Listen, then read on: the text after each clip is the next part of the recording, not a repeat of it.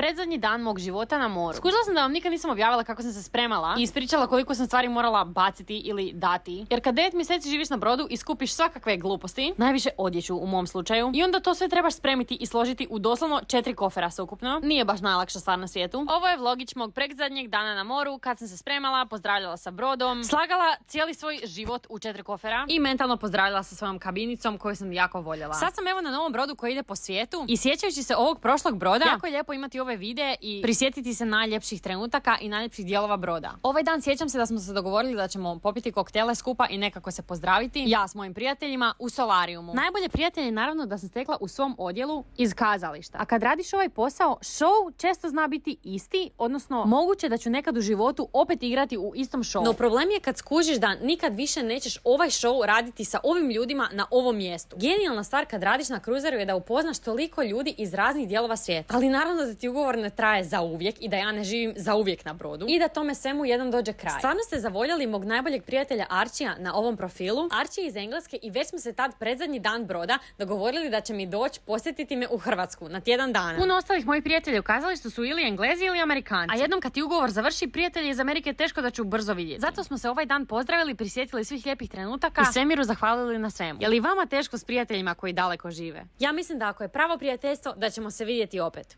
Predzadnji dan mog života na moru. Skužila sam da vam nikad nisam objavila kako sam se spremala i ispričala koliko sam stvari morala baciti ili dati. Jer kad 9 mjeseci živiš na brodu i skupiš svakakve gluposti, najviše odjeću u mom slučaju, i onda to sve trebaš spremiti i složiti u doslovno 4 kofera sveukupno, nije baš najlakša stvar na svijetu. Ovo je vlogić mog predzadnjeg dana na moru, kad sam se spremala, pozdravljala sa brodom, slagala cijeli svoj život u 4 kofera i mentalno pozdravljala sa svojom kabinicom koju sam jako voljela. Sad sam evo na novom brodu koji ide po svijetu i sjećajući se ovog prošlog broda, jako je lijepo imati ove videe i prisjetiti se najljepših trenutaka i najljepših dijelova broda. Ovaj dan sjećam se da smo se dogovorili da ćemo popiti koktele skupa i nekako se pozdraviti, ja s mojim prijateljima u solarijumu. Najbolje prijatelje naravno da sam stekla u svom odjelu iz kazališta. A kad radiš ovaj posao, show često zna biti isti, odnosno moguće da ću nekad u životu opet igrati u istom showu. No problem je kad skužiš da nikad više nećeš ovaj show raditi sa ovim ljudima na ovom mjestu. Genijalna stvar kad radiš na kruzeru je da upoznaš toliko ljudi iz raznih dijelova svijeta. Ali naravno da ti ugovor ne traje za uvijek i da ja ne živim za uvijek na brodu i da tome svemu jednom dođe kraj. Stvarno ste zavoljeli mog najboljeg prijatelja Archija na ovom profilu. Archie je iz Engleske i već smo se tad predzadnji dan broda dogovorili da će mi doći posjetiti me u Hrvatsku na tjedan dana. Puno ostalih mojih prijatelja u kazalištu su ili Englezi ili Amerikanci. A jednom kad ti ugovor završi, prijatelji iz Amerike teško da ću brzo vidjeti. Zato smo se ovaj dan pozdravili, prisjetili svih lijepih trenutaka i svemiru zahvalili na svemu. Je li vama teško s prijateljima koji daleko žive? Ja mislim da ako je pravo prijateljstvo, da ćemo se vidjeti opet.